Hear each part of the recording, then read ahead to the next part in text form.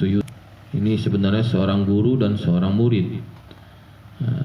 Syekh Jalaluddin Al-Mahalli itu gurunya. Beliau menyelesaikan separuh daripada Al-Quran tafsirnya, tidak sempat melanjutkan ya, dan Al-Fatihahnya memang beliau niatkan nanti di akhir. Kemudian tafsirnya dilanjutkan oleh muridnya Syekh Jalaluddin Abdurrahman As-Suyuti, dan beliaulah yang akhirnya menafsirkan surat Al-Fatihah, sehingga posisinya justru di akhir. Sebelum kita masuki kepada tafsir surat Al-Fatihah, kita baca Al-Fatihah dulu agar Allah Subhanahu wa taala senantiasa berikan kita istiqomah dalam mengaji. Kemudian juga Allah berikan keberkahan dari kedua pengarang kitab Tafsir Jalalain, yaitu Syekh Jalaluddin Abu Bakar Al-Mahalli dan Syekh Jalaluddin Abdurrahman As-Suyuti. Ala hadhihi niyah wa ala kulli niyatin salihah, khususan li hadis Sayyidina Muhammadin sallallahu alaihi wasallam wa ala alihi wa ahli baitil kiram wa ila jamil ulama min ladun Rasulullah hatta al-an, khususan li Syekh Jalaluddin Abu Bakar Al-Mahalli wa Syekh Jalaluddin Abdurrahman As-Suyuti rahimahullah ta'ala. Syun Al-Fatihah.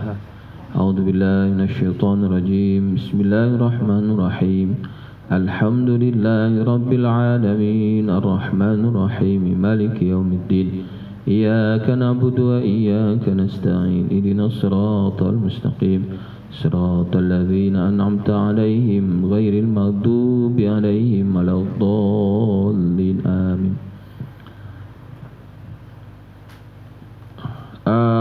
Untuk kajian tafsir ya, mulai hari ini sampai seterusnya ya, karena kita sudah memasuki surat-surat yang panjang, maka nanti tafsirnya itu berupa sub-sub ayat ya, jadi kumpulan-kumpulan ayat.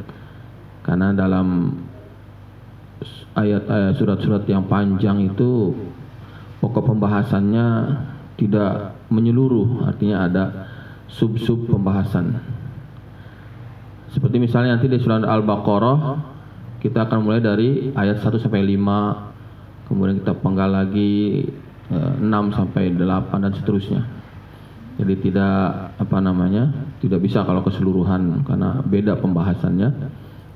Kita akan bagi per sub-sub pembahasan. Kemudian nanti sebelum kita masuki kepada pembahasan tafsirnya ya, kita akan bacakan ayatnya yang akan kita bahas ya. Kalau memang ayat 1 sampai 5 maka kita bacakan ayat 1 sampai 5. Namun ibu-ibu nggak perlu menirukan ya, untuk menjaga suaranya. Jadi cukup saya yang membacakan, diperhatikan tajwid dan tahsinnya. Kalau ada hal yang penting nanti akan saya sampaikan mengenai tajwid dan tahsinnya. Kemudian juga keterangan atau penjelasan dari tafsirnya kita akan tambahkan dari keterangan di kitab-kitab tafsir yang lain. Namun pada pokoknya adalah yang kita bahas tafsir Jalalain. Dan juga kita akan coba mengartikan ya, lafaz per lafaz, kata per kata ya, sehingga belajar kita itu bukan hanya tentang tafsirnya, tapi kalau bisa ya, jadi setiap kata itu kita tahu artinya ya, ya, tentu saja dengan bahasa Indonesia nanti. Oleh karena itu yang memang memiliki Quran terjemah ya, silahkan dibawa ya, terutama kalau yang terjemahannya itu dari Kemenag, itu lebih bahasanya lebih mudah dipahami dan lebih sesuai dengan bahasa Indonesia yang benar. Jadi silahkan dibawa ya, sambil agar tahu ini lafaz ini artinya ini, lafaz ini artinya ini. Baik, kita mulai saja. Saya akan bacakan surah Al-Fatihah. Bismillahirrahmanirrahim. Alhamdulillahi rabbil alamin. Ar-Rahmanir Rahim. Maliki yaumiddin. Iyyaka na'budu wa iyyaka nasta'in. Ihdinas siratal mustaqim. Siratal ladzina an'amta 'alaihim ghairil maghdubi 'alaihim waladdallin. Suaranya nggak terlalu bagus, tapi insyaallah bacanya sesuai dengan tajwid. Beberapa hal yang berkaitan dengan tajwid dalam surat Al-Fatihah. Yang pertama, di ayat yang pertama, yaitu alhamdu, banyak yang mengucapkan al, alif lam, al, lam mati, dengan memantulkan bunyi lamnya. Ada sebagian yang membaca alham, ini keliru secara tajwid ya. Jadi yang betul al, jadi al ditekankan di situ bunyi lam yang mati, jangan dipantulkan, langsung masuk pada bunyi ha, alham. Kemudian di ayat yang ke-6 atau ke-5 ya, di situ ada ayat iya, iya itu ada ya yang bertasydid, maka tajwid menghendaki ya ditunaikan tajwidnya dengan baik. Jadi ada semacam seperti rem berhenti i baru masuk pada bunyi ya, iya. Jangan iya. Jadi harus ada sedikit tekanan i kemudian ya, iya. Nah, iya kana budu wa iya ya. Ini kalau tidak ditunaikan tasydidnya itu, maka dampaknya berpengaruh pada makna, pada arti. Ya, kalau betul-betul tasydidnya ditunaikan, ya, itu artinya hanya kepada Engkau ya Allah kami menyembah dan hanya kepada Engkau kami meminta pertolongan. Tapi kalau tidak dibaca dengan baik, ya, seperti misalnya iya karena budua iya, ini artinya kepada matahari kami menyembah, kepada matahari kami meminta pertolongan. Nah, ini bisa merusak akidah. Maka membaca Al-Fatihah dengan baik ya dan benar secara tajwid, terutama dalam sholat, itu hal yang wajib hukumnya. Itu beberapa hal yang berkaitan dengan tajwid, nanti bisa ditanyakan di akhir kajian tentang tajwid surat Al-Fatihah. Kita masuki pada pembahasan tafsirnya. Sebelum kita membahas ayat per ayat, ya, di dalam keterangan tafsir Jalalain ada penjelasan makiyatun. Jadi surat Al-Fatihah ini termasuk surat makiyah, artinya diwahyukan kepada Rasulullah SAW ketika beliau masih tinggal di Makkah sebelum ke Madinah. Sabu ayatin min bil basmalah in kanat minha wasabi'ah siratal ladzina ila akhiriha. Ya, menurut Imam Suyuti ya, jumlah ayat surat Al-Fatihah itu ada 7 kalau memang bismillah dianggap termasuk bagian dari surat Al-Fatihah. Karena ini ada khilafiyah. Ya, ada khilafiyah. Ada yang menyebutkan bahwa bismillah tidak termasuk bagian daripada surat Al-Fatihah, sehingga berkesimpulan bahwa di luar sholat maupun di dalam sholat bismillah tidak perlu dibaca. Makanya jangan heran kalau ada imam tidak baca bismillah ketika membaca surat Al-Fatihah, karena ya keyakinan dia menganggap bahwa bismillah tidak termasuk bagian dari surat Al-Fatihah. Nah, tapi bagi orang yang menganggap bahwa bismillah termasuk bagian surat Al-Fatihah, maka ya bismillah ayat pertama dan seterusnya sampai ayat yang ke-7. Tapi bagi orang yang menganggap bismillah bukan bagian dari surat Al-Fatihah, maka ayat ke-7-nya itu ya, yaitu siratal ladzina an'amta 'alaihim ghairil maghdubi 'alaihim waladdallin itu. Ya. Jadi apa namanya? Ghairil maghdu itu ayat ke-7. Jadi siratal ladzina an'amta 'alaihim itu ayat ke-6. Nanti ghairil maghdubi 'alaihim waladdallin itu ayat ke-7. Jadi dibagi dua itu yang ayat terakhir. Kalau orang itu tidak menganggap bismillah bagian daripada surat Al-Fatihah. Kemudian beliau mengatakan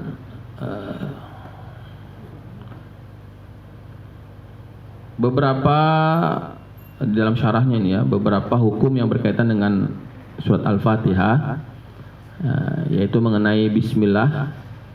4 mazhab mengatakan bahwa ya memang terdapat khilafiyah, terutama ketika dibaca di dalam sholat.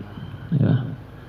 Imam Malik, Imam Syafi'i berkesimpulan bahwa bismillah termasuk bagian dari surat Al-Fatihah, sehingga wajib dibaca di dalam sholat, baik ketika menjadi imam maupun ketika sholat sendirian. Sehingga di dalam mazhab Syafi'i, kalau bismillah tidak dibaca maka sholatnya tidak syah ya. Atau bermakmum kepada imam yang jelas-jelas tidak baca bismillah ya, bukan sir, bukan diam-diam baca bismillah, bukan, artinya jelas nggak baca bismillah, itu menurut mazhab Syafi'i nggak sah dalam mazhab Syafi'i. Sedangkan Imam Malik mengatakan tidak wajib. Ya, Imam Malik mengatakan tidak wajib. Maka Imam Hanafi dan juga Imam Hambali justru mengambil tengah-tengah. Ya, kalau Imam Hanafi boleh dibaca jahar, boleh dibaca sir. Tapi kalau Imam Hambali dibaca sir. Nah, jadi maka kita jangan bingung. Oh, ini imam kok nggak baca bismillah? Sudah, kita anggap saja dia bacanya adalah sir, secara lirih bacanya. Ya, itu ada beberapa perbedaan pendapat mengenai bismillah dalam surat Al-Fatihah. Kita masuk kepada ayat yang pertama. Alhamdulillahirabbil alamin. Ya, alhamdu. Alhamdu artinya pujian. Ya, tetapi karena di situ ada al, maka alhamdu ya, segala puji. Ya, segala puji, seluruh pujian. Pujian kepada benda, ya, pujian kepada makhluk, kepada siapapun namanya pujian, itu namanya seluruh pujian. Lillahi, milik Allah atau kepada Allah. Rabbil alamin, Rabb ini artinya penguasa. Al alamina, seluruh alam, alam semesta. Ya. Rabb juga diartikan Tuhan atau raja. Ar-Rahmani, yang maha pengasih. Ar-Rahimi, yang maha penyayang. Ya, nanti ada perbedaan antara Ar-Rahman dengan Ar-Rahim, walaupun nampaknya berasal dari akar kata yang sama, yaitu roha dengan mim, rahimah. Maliki yaumiddin, ya kita artikan kata per kata dulu. Maliki yaumiddin, yang merajai atau raja hari akhir, hari pembalasan. Biasa diartikan hari pembalasan. Iyyaka na'budu, iyyaka hanya kepadamu, ya, hanya kepadamu. Kenapa diartikan hanya? Ya, karena ini ada susunan yang terbalik dalam kaidah bahasa Arab. Seharusnya ini na'buduka, ya, harusnya ya kaidah yang normal itu na'buduka, tetapi didahulukan maf'ulnya ya, untuk menunjukkan litakhsir ya. Makanya diartikan hanya kepadamu. Iyyaka, hanya kepadamu. Na'budu, kami menyembah ya. Wa iyyaka, dan hanya kepadamu. Nasta'inu, kami meminta pertolongan. Nah, kalau udah tahu artinya begini kan, Ya, ketika sholat maka kita sambil mengingat-ingat artinya, ya, sehingga ketika membaca ayat ini ya, kita betul-betul khusyuk. Iyyaka, hanya kepadamu ya Allah, na'budu, kami menyembah. Wa iyyaka, dan hanya kepadamu nasta'inu, kami minta pertolongan. Nah, jadi sambil diangan-angan artinya. Ihdi, tunjukkanlah, atau tunjukilah, na, kepada kami. Ihdina, ya. Ihdi, tunjukkanlah, na, kepada kami, as-siratal mustaq, as-siratal, jalan, al-mustaqima, yang lurus, ya. Ihdi, tunjukkanlah, na, kepada kami, as-siratal, jalan, al-mustaqima, yang lurus. Siratal ladzina, jalan orang-orang, ya. Alladzina itu artinya jalan orang-orang, ya. Hati-hati, lafaz alladzina itu bagi orang yang tidak bisa baca lafaz Arab, biasanya membaca translate-nya, ya, Indonesia yang diarabkan itu ditulis dengan D dan Z. Jadi kalau dia tidak membunyikan dengan betul, jadinya alat zina, ya, alat zina jadinya. Jadi yang betul alladzina, ya, siratal ladzina, jalannya orang-orang. An'amta, yang engkau beri nikmat. An'amta, yang engkau beri nikmat. Ada perbedaan bunyi hamzah dengan ain. An'amta. Alaihim, atas mereka, ya, ala, atas mereka. Ala itu atas, him, mereka. Ghairil maghdubi, yang tidak dimurkai, ya, maghdub, orang yang dimarahi. Ghairi artinya tidak, selain, ya, ghairi, selain. Ghairil maghdubi, selain orang yang dimurkai, alaihim, atas mereka. Wala, dan juga bukan, atau selain, wala, dan juga selain, ad-dhalina, yang tersesat, orang-orang tersesat. Ad-dhalin, orang-orang yang tersesat. Nah, itu arti secara kata per kata. Alhamdu, ya, artinya tadi segala puji. Mengapa diartikan segala puji? Alif lam dalam bahasa Arab memiliki banyak makna, ya. Ada li ahdi zihni, li ahdi zikri. Nah, sedangkan alif lam di sini namanya alif lam li istighraq. Untuk menghabiskan, mencakup seluruh pujian. Jadi pujian apapun bentuknya, ya. Kalau kita di zaman sekarang ada bentuk pujian dengan kata-kata, ya, pakai puisi. Nah, itu termasuk pujian juga. Ada yang butuh berupa penghormatan. Misalnya dalam acara kenegaraan, gelar-gelar bangsawan atau presiden disebutkan kepada yang terhormat, baginda raja, yang mulia, ya, itu namanya pujian juga, ya. Alhamdu itu memasuki atau memasukkan seluruh pujian, ya, seluruh pujian. Imam Suyuti menjelaskan jumlatun khobariyatun qusida bi asana 'ala Allah bimadmuniha ala annahu ta'ala malikun li jamil hamdi. Nah, ini alhamdu itu memasukkan seluruh pujian yang layak bagi Allah, ya, dan itu semua milik Allah. Dengan ditegaskan lillahi, ya, itu bagi Allah. Jadi seluruh pujian, memuji itu hanya kepada Allah, ya, bisa diartikan juga seperti itu, ya. Walaupun kita misalnya boleh-boleh saja memuji seseorang manusia, ya, karena bentuk penghormatan, ya. Nah, itu pun terjadi juga kepada kalangan ahli ilmu. Nah, misalnya ada ulama yang dipanggil dengan al-allamah, seorang yang sangat alim, atau bahrul ulum, lautan ilmu. Nah, ada ulama digelari bahrul ulum, ya, lautan ilmu. Nah, itu pun boleh. Tetapi sejatinya, ya, puji-pujian itu, ya, atau yang berhak dipuji hanyalah Allah. Nah, mengapa demikian? Karena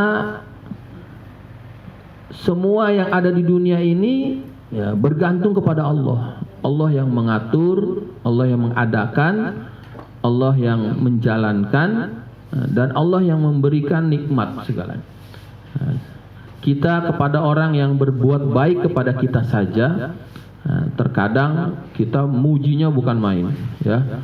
Apalagi kemarin waktu zaman kampanye, beras mahal, apa-apa naik, tiba-tiba ada yang ngasih beras 10 kilo. Wah, mujinya bukan main.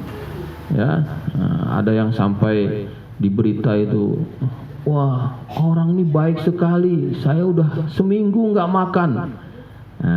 Dipuji-puji sekali, ya. Padahal ngasihnya sekali saja, ya memang banyak ngasihnya 10 kilo, tapi cuma sekali itu saja, sudah kepilih nggak ngasih lagi. Itu pun kita mujinya bukan main. Ini Allah itu ngasih nikmat tuh nggak perhitungan, nggak ada batasan waktu lagi. Ya, kalau kita mau merenung, ya, Allah kasih kita kemudahan bernafas, udara.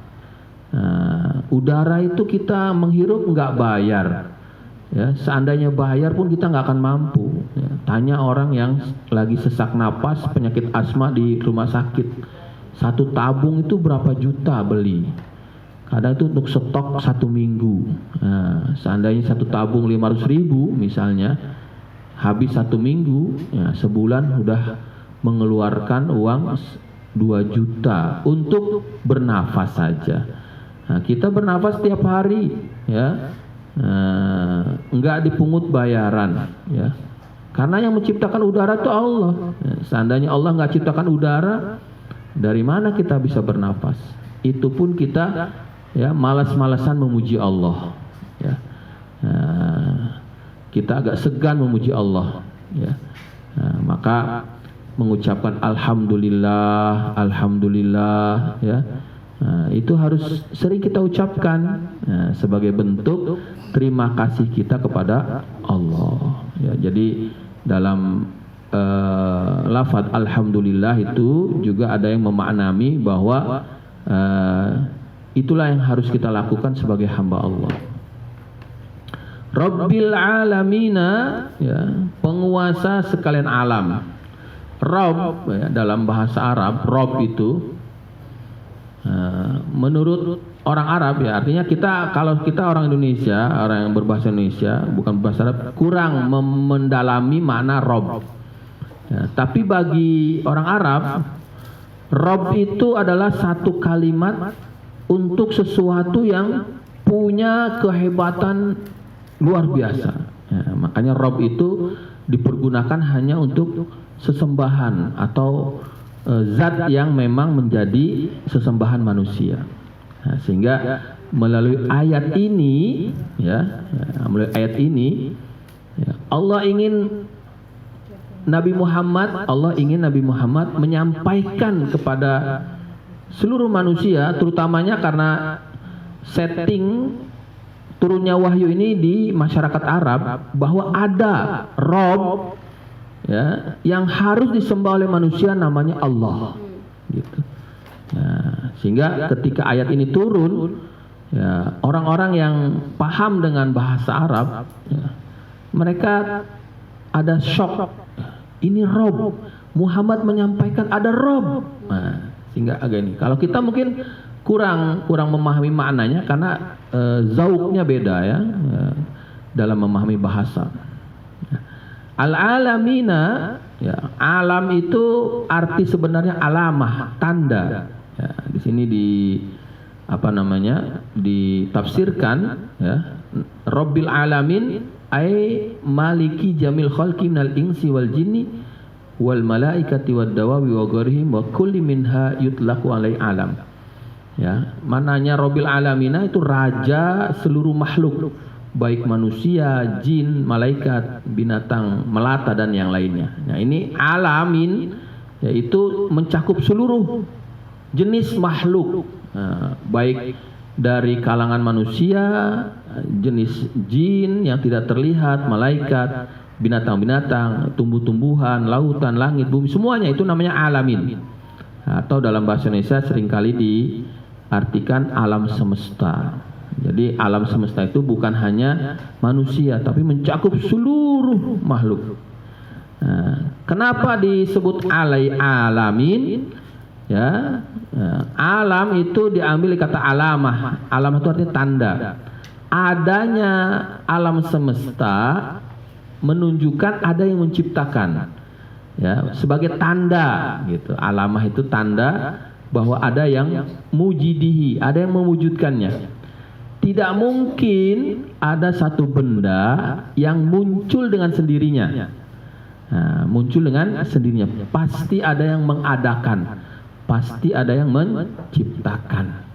Nah, ini bisa jadi bantahan ya bagi orang-orang yang memiliki keyakinan yang keliru, yang salah. Ya, maka hati-hati ya di sekolah-sekolah umum itu ya, ada pelajaran yang bukan menyesatkan, artinya mengalihkan akidah kita, yaitu pelajaran mengenai munculnya alam semesta yang dengan teori Big Bang ya, yang mengatakan bahwa alam semesta ini munculnya dari satu ledakan.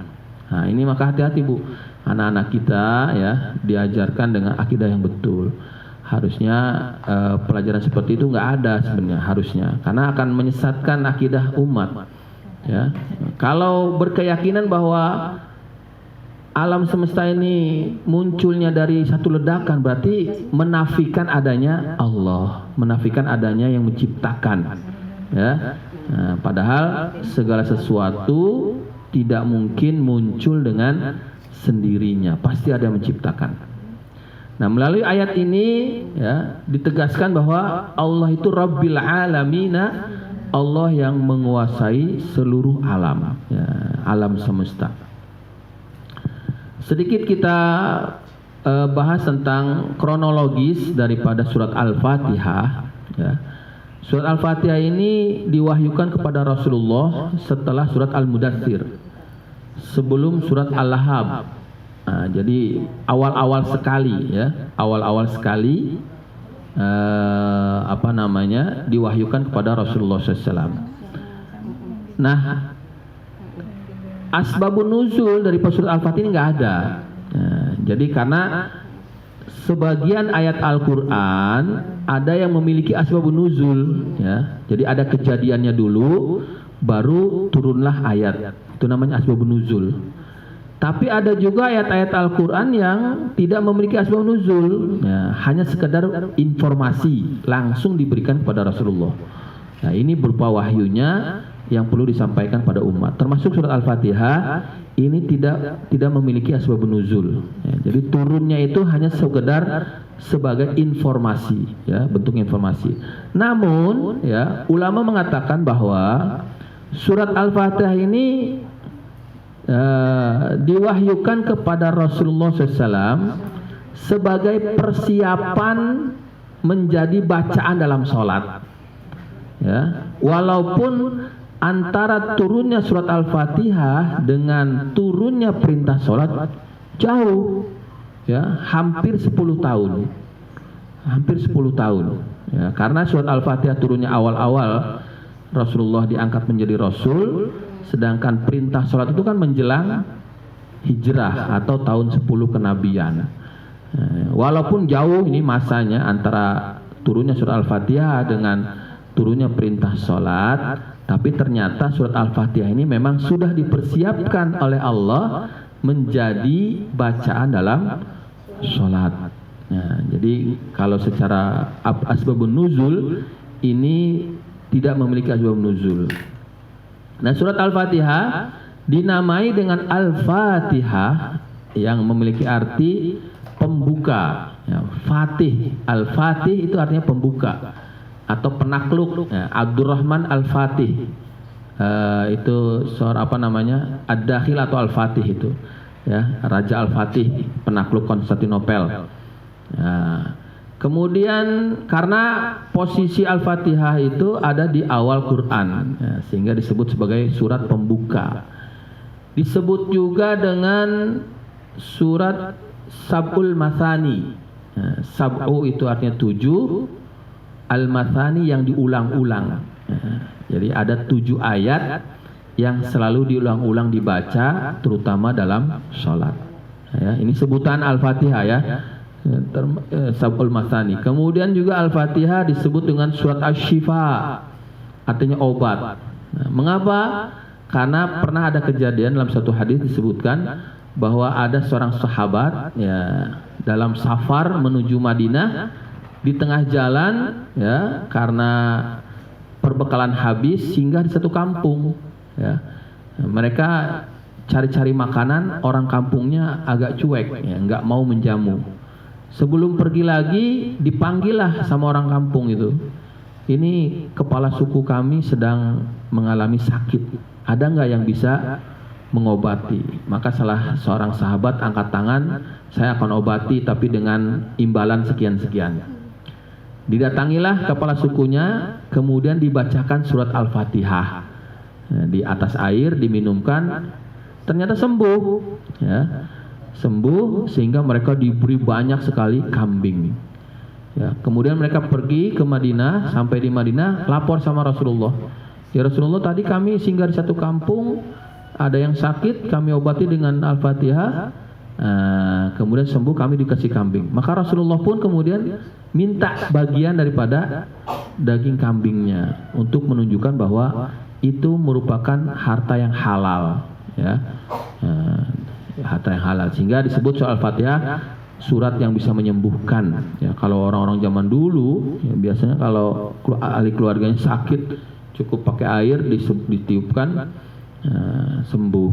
Tapi karena lemahnya iman kita, ya, kita seperti kurang yakin bahwa surat Al-Fatihah adalah surat penyembuh atau asyifa, surat obat. Nah, itu beberapa sebutan surat Al-Fatihah. Nah, kemudian kalau kita menyimak dari susunan ayat yang pertama sampai ayat kedua, ya, Ar-Rahman Ar-Rahim, ya, Ar-Rahman Ar-Rahim itu ayat kedua. Ar-Rahman ini sifat Allah, termasuk Asmaul Husna yang 99, Ar-Rahman Ar-Rahim. Nah, bedanya Ar-Rahman itu maha pengasih, ya, adalah sifat Allah kepada seluruh makhluknya, baik yang mukmin maupun yang kafir. Ya. Udara yang Allah ciptakan untuk bernapas bagi semua manusia itu diberikan kepada semuanya. Yang mukmin dikasih, yang kafir pun dikasih. Bukan berarti ini yang kafir nih nggak mau beriman pada Allah, Allah nggak kasih udara, enggak. Nah, ini diantara bentuk rahmannya Allah. Jadi menyeluruh, kasih sayang Allah itu menyeluruh kepada setiap makhluknya. Ya, enggak dipilah-pilah antara yang mukmin maupun yang kafir. Ya. Sedangkan Ar-Rahim ini sifat kasih sayang Allah yang Allah khususkan hanya kepada orang yang beriman saja. Nah, ini bentuknya nanti di akhirat, di mana Allah memasukkan orang mukmin ke dalam surga, orang kafir ke dalam neraka. Jadi walaupun berasal dari suku kata yang sama, yaitu Rahimah yang artinya kasih sayang, tapi antara Ar-Rahman dengan Ar-Rahim ada perbedaan makna. Ya, Ar-Rahman itu menyeluruh untuk seluruh manusia atau seluruh makhluknya, sedangkan Ar-Rahim khusus pada yang beriman kepada Allah saja.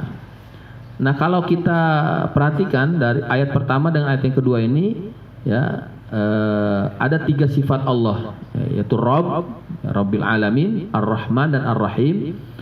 Dan ini adalah bagian daripada sifat Jamal. Ya, jadi sifat Allah itu ada sifat Jamaliyah, ada sifat Jalaliyah. Nah, Jamal ini lebih cenderung kepada sifat-sifat yang mengasihi, ya, mengayomi, mencintai. Ya. Nah, tapi nanti kalau sifat Jalal itu adalah sifat yang menunjukkan kehebatan Allah. Nah, itu nanti ada di ayat yang keempat, yaitu Maliki Yaumiddin. Allah itu raja di hari pembalasan. Jadi ingin menunjukkan bahwa Allah itu seorang raja, Allah itu seorang yang betul-betul berkuasa. Nah, ini namanya sifat jalal. Ya. Perbandingannya 3:1.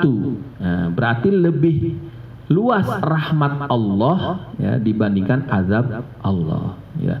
Ini ada sebagian ulama tafsir yang mengambil kesimpulan bahwa sebagai orang yang beriman kita harus jauh lebih berharap dengan rahmat Allah ya, karena rahmat Allah adalah lebih besar ya, lebih luas, sehingga kita jangan berputus asa ya, apalagi kita harus selalu memuji Allah ya, alhamdulillah, dengan banyak-banyak membaca alhamdulillah ya. Jadi 3 sifat jamal ya, sifat jamal, yang satu adalah sifat jalal. Ayat yang keempat, Maliki Yaumiddin ya, yang menjadi raja hari kemudian. Biasanya dia disebutkan hari kemudian. Jangan salah dalam membaca, jangan Yaumaddain atau Yaumiddain. Yaumiddin ya, dalnya di kasroh. Karena bedanya kalau ad-din itu artinya agama ya. Kalau ad-dain itu artinya hutang. Ya, dain itu hutang. Ya, di sini ditafsirkan bahwa din itu ya, walaupun secara harfiah itu secara lafaz artinya adalah agama ya, maksudnya adalah hari akhirat, hari di mana ya agamalah yang dimenangkan gitu ya, ada yang mengartikan seperti itu. Atau di sini ditafsirkan al jazai, hari pembalasan, wa huwa yaumul qiyamah, yaitu hari kiamat. Wa khussa bidzikri li'annahu la malika zahiran fi li ahadin illa lillah. Ya, tafsirnya adalah bahwa di hari itu kenapa dipakai lafaz malik? Malik itu artinya raja. Karena di hari kiamat tidak ada seorang pun yang akan berani mengaku sebagai raja kecuali Allah. Ya, walaupun ada sekarang ya di dunia ini yang orang yang begitu sombongnya mengatakan sayalah seorang raja, sayalah seorang penguasa, tapi nanti kalau di hari akhirat akan kicep, nggak berani dia. Ya, sesombong apapun manusia hari ini, ya, bahkan mungkin kalau zaman dulu ada orang yang berani mengaku sebagai Tuhan, tapi nanti di akhirat nggak ada apa-apanya. Maka Allah dengan tegas ya menyebutkan Malik, ya, Malik itu raja. Ya. Istilahnya mungkin ada sedikit ancaman ya, raja yang sebenarnya itu Allah. Kalaupun sekarang kamu ngaku raja apa ya? Sekarang pun raja-raja yang dulu berkuasa di dunia sudah nggak ada. Siapa yang masih tersisa ya? Dulu katanya ada Raja Namrud, sekarang nggak ada. Dulu katanya ada Raja Fir'aun, Raja Majapahit, Brawijaya, Gajah Mada, Hayam Wuruk, nggak ada sekarang, udah nggak ada. Seharusnya penguasa-penguasa sekarang ambil pelajaran, ya, jangan merasa sepertinya tidak akan mati, ya, berkuasa. Ya. Nanti di akhirat tidak akan ada, ya, raja yang berani mengaku raja kecuali Allah. Ya. Ad-din ini diartikan hari pembalasan atau hari kiamat. Ya, maknanya ad-din sebenarnya agama, yang mana disitulah nanti di hari itu pembuktian bahwa ya, agama adalah hal yang benar. Ayat yang kelima, iyyaka na'budu wa iyyaka nasta'in. Ya, tadi diartikan hanya kepadamu kami menyembah dan hanya kepadamu kami meminta pertolongan. Ya. Ya, kalau dalam dalam hadis tafsir Jalalain ini, nakhussuka bil ibadah min tauhidin wa ghairihi wa natlubul ma'unah alal ibadah wa ghairiha, ya. Ditafsirkan bahwa ada dua, ya, kewajiban bagi seorang yang beriman. Pertama, beribadah kepada Allah, yang kedua meminta pertolongan hanya kepada Allah. Dalam beberapa keterangan tafsir yang lain, ya, ada yang mengartikan, ya, bahwa supaya kita dapat pertolongan Allah, ya, supaya kita dapat pertolongan Allah, sempurnakan ibadah, ya. Jadi ibadah dulu yang betul. Nanti insya Allah permintaan kita, ya, doa-doa kita, ya, akan Allah tunaikan. Saya udah berdoa bertahun-tahun, mana Allah kok enggak mengabulkan? Mungkin, ya, kita jangan suudzon sama Allah dulu. Ya, mungkin ada bagian ibadah kita yang belum kita sempurnakan kepada Allah. Ya, atau mungkin kita memang berdoa pada Allah, tetapi ada perbuatan kita yang justru menghalangi dikabulkannya doa kita. Seperti apa? Ya, kita maksiat. Ya, doa malam tahajud, siangnya nyetel dangdut. Nah, itu boleh jadi menjadi penghalang dikabulkannya doa. Jadi jangan suudzon sama Allah. Ya, sempurnakan ibadah, maka Allah akan penuhi permintaan kita. Allah akan tolong kita. Kemudian juga ada yang menafsirkan bahwa, ya,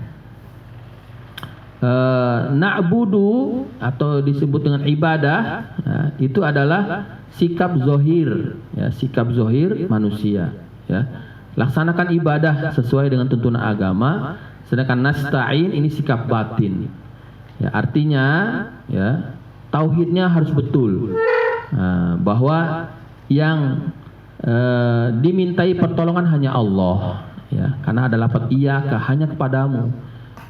Maka dalam cara kita meminta pertolongan kepada Allah harus sesuai dengan tuntunan agama. Ya. Jangan pakai cara-cara yang justru musyrik. Ya. Ya.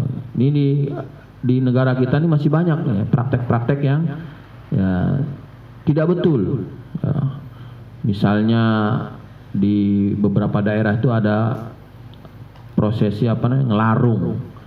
Ya, ngelarung itu kalau habis panen atau mungkin habis semacam dapat keuntungan besar, ya, maka pergi ke laut bawa kepala kerbau, ya, kepalanya doang, ya, ya, disembelih pun mungkin itu atas nama Allah atau enggak, wallahu alam. Ada yang kadang pakai niat mau menyembelih hewan untuk dipersembahkan pada penguasa laut kidul. Nah, ini kan udah nggak betul menyembelihnya saja. Kepalanya dibawa ke tengah laut, dilempar ke laut. Nah, katanya sebagai wujud syukur ada panen, ya, entah itu panen padi atau yang lainnya. Nah, ini praktek yang nggak betul. Nah, meminta tolong kepada selain Allah. Atau ada orang yang, ya, ingin cepat kaya, naik gunung, Gunung Kawi, ya, di sana bertapa berhari-hari, ya, entah ketemu siapa, tiba-tiba pulang memang kaya betul, ya. Saya pernah tahu tuh di Tangerang itu ada toko namanya Kawi Jaya. Ternyata riwayatnya orangnya dulu katanya pernah bertapa di Gunung Kawi, nah, dapat ilham apa gitu kan, dan betul-betul kaya. Nah, tetapi ini adalah praktek yang tidak benar, ya, meminta pertolongan kepada selain Allah. Maka dalam hal ibadah niatnya itu harus ikhlas kepada Allah, dan juga dalam hal berkeyakinan, ya, itu pun harus sesuai ajaran agama, harus jangan dicampuri dengan kemusyrikan.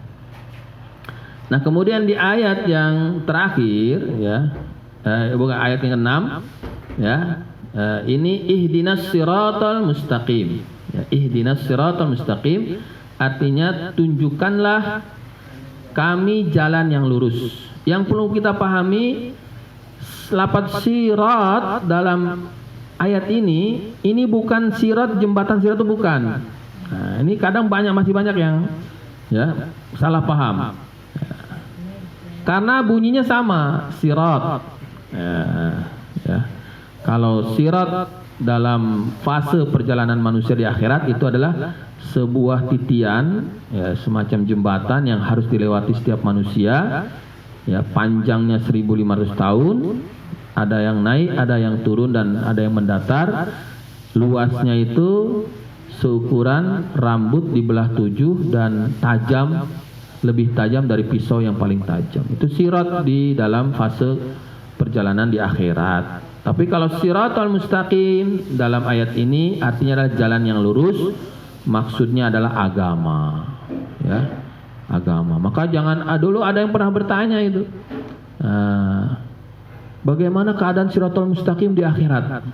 Nah, ini dari pertanyaannya sudah keliru, ya. Jadi siratal mustaqim dalam surat Al-Fatihah itu maknanya adalah agama, tuntunan agama. Jadi, ya Allah, tunjukkanlah kepada kami jalan yang betul, yaitu jalan tuntunan agama.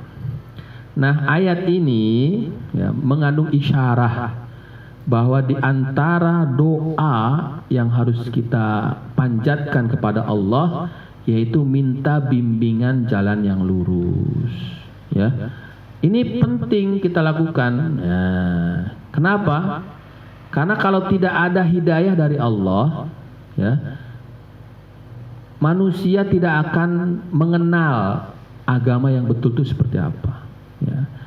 Nah, kita bisa memeluk agama Islam, ya, mendapatkan anugerah jalan yang lurus itu karena adanya hidayah dari Allah. Nah, maka ketika mengucapkan ayat ini di dalam sholat, ya, kita ucapkan dengan penuh kekhusyuan dan pengharapan. Ya Allah, tunjukkanlah saya jalan yang lurus.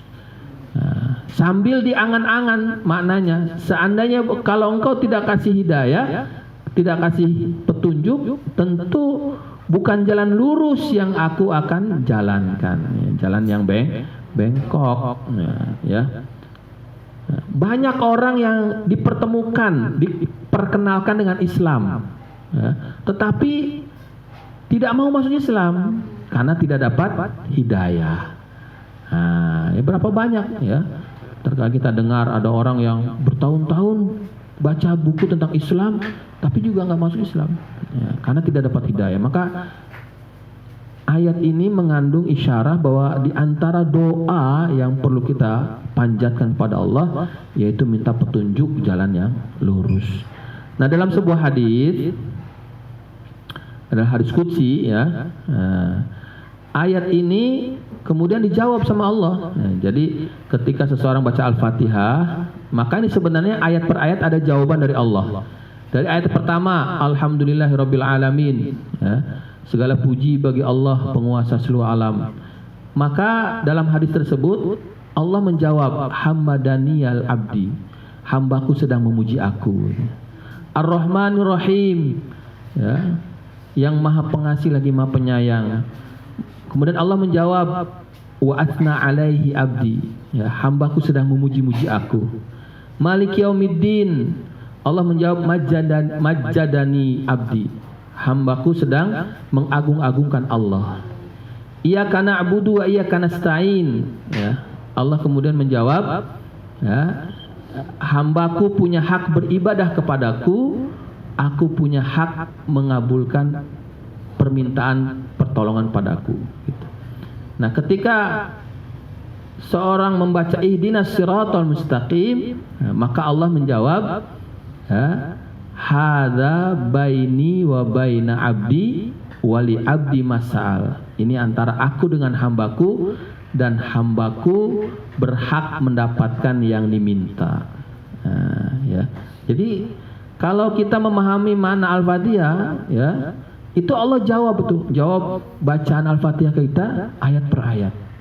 Nah, maka kita resapi betul. Nah, sholat jangan cepet-cepet. Alhamdulillahirabbil alamin. Nanti nggak menghayati. Tapi kalau kita menghayati, ya, pelan bacanya sambil diangan-angan maknanya dan artinya, ya, nanti akan lebih kita dapat kehusyuan di dalam sholat, ya. Ayat yang terakhir, siratal ladzina an'amta 'alaihim ghairil maghdubi 'alaihim waladdallin, ya. Di antara sebutan surat Al-Fatihah itu Ummul Quran, ya, induknya Al-Quran, ya, ya. Dan di antara makna yang pokok dalam Al-Quran itu ada dalam ayat yang terakhir ini. Nah, ya, ini petunjuk bahwa kalau hidup kita ingin selamat, ya, jangan ikuti dua golongan orang, dua golongan manusia, ya. Ya. Kalau kita kaitkan dengan ayat sebelumnya, yaitu permintaan doa, ya Allah tunjukkanlah kami jalan yang lurus, yaitu jalannya orang-orang yang Kau beri nikmat. Siapa dalam ayat yang lain? Ulaika alladzina an'ama Allah alaihim minan nabiyyin was-siddiqin wasyuhada was-shalihin, yaitu jalan para nabi, para siddiqin, para syuhada dan orang-orang soleh. Dua golongan yang harus kita hindari agar kita jangan mengikuti ghairil maghdubi alaihim, yaitu orang yang dimurkai. Semua ahli tafsir sepakat bahwa mereka adalah wahwa al-yahudu, adalah orang-orang Yahudi. Jadi orang-orang yang dimurkai oleh Allah itu orang Yahudi. Kenapa? Karena orang Yahudi itu orang yang sudah dikasih tahu yang benar, tetapi malah menolak, bahkan mencari jalan lain. Nah, ini ada orang tanya alamat nih sama kita, misalnya di depan sana, depan gerbang Perumnas. Pak, tahu rumahnya Pak Kusoro? Oh, di sana tuh, di Jalan Cimlati. Sudah kasih tahu tunjuk ini ke kanan kiri. Dia malah ke sana, keluar lagi malah ke Korpri. Nah, ini kan orang yang minta diomelin. Udah dikasih tahu yang benar, malah cari jalan lain. Nah, itu gambaran orang Yahudi. Ya, bahkan orang Yahudi, ya, berani membunuh para nabi mereka. Ya. Nah, ini Allah utus nabi-nabi kepada mereka, ternyata tidak sesuai dengan hawa nafsu mereka. Nabi-nabinya malah dibunuh. Kemudian waladhdallin, ya, dan juga jangan mengikuti orang-orang yang tersesat. Wahum nusara, ya, diartikan sebagai orang-orang Nasrani. Ya. Kenapa mereka orang yang sesat? Ya, karena disesatkan oleh orang Yahudi. Nah, jadi maknanya meminta petunjuk yang lurus juga agar Allah hindarkan kita, ya, mengikuti orang Yahudi dan juga mengikuti orang Nasrani. Nah, tetapi Rasulullah SAW juga pernah menyampaikan sebuah hadis, ya, saya sampaikan mafhumnya, bahwa di akhir zaman, ya, ini prediksi Rasulullah, di akhir zaman menjelang hari kiamat, orang-orang beriman, orang-orang Islam akan mengikuti gaya hidup orang Yahudi setapak demi setapak. Bahkan seandainya orang Yahudi masuk ke dalam lubang ular, orang Islam pun akan ikut, katanya. Ya, kalau kita cermati, kita perhatikan keadaan orang Islam sekarang, ya lebih kurang sama seperti yang diprediksikan oleh Rasulullah.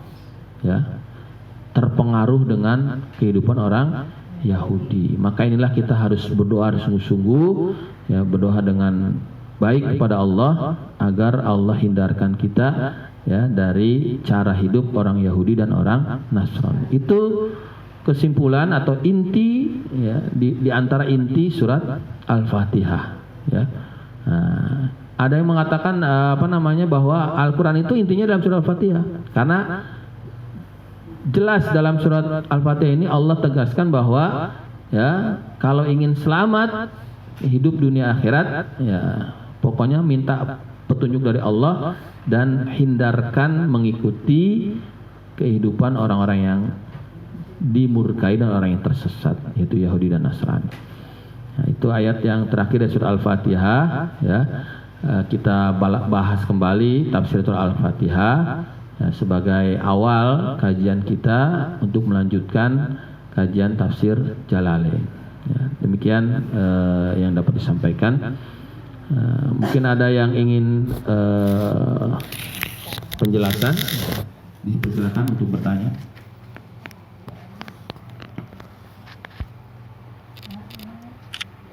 Mudah-mudahan Allah Subhanahu Wa Taala senantiasa berkahi kajian kita ini dan memberikan kemudahan serta kekuatan untuk istiqomah, ya, dalam setiap kajian Al-Quran. Semakin kita dekat dengan Al-Quran, yang kita harapkan Al-Quran semakin mengenal kita.